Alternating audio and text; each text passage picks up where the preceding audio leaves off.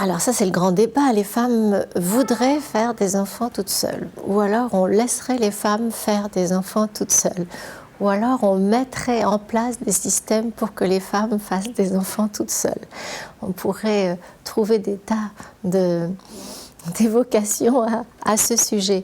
Ça fait partie en effet d'une évolution aujourd'hui.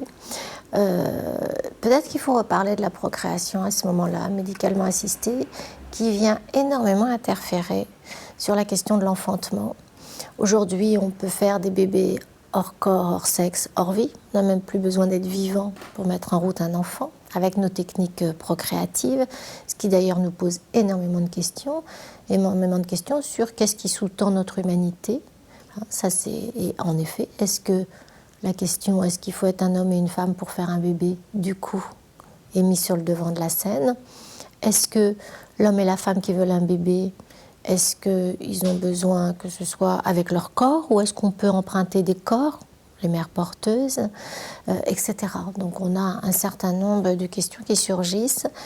On a tendance à penser que la procréation suffit, c'est-à-dire la procréation des corps.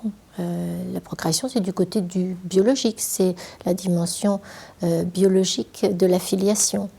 L'enfantement, ça semble aujourd'hui devenu une question ringarde que d'imaginer que l'enfantement, c'est à la fois, en effet, le produit des corps, mais c'est aussi une rencontre imaginaire et symbolique, et c'est ce qui unit les hommes entre eux.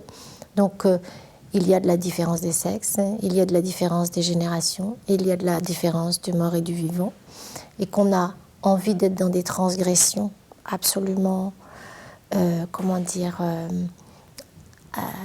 inimaginables, qui nous conduisent non plus dans des fictions filiatives, mais dans des science-fictions, où tout serait possible. Donc on est dans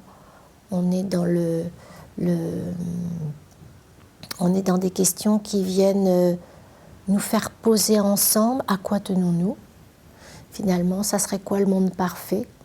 Est-ce que ça serait ce nouveau monde où on pourrait fabriquer des science-fictions illimitées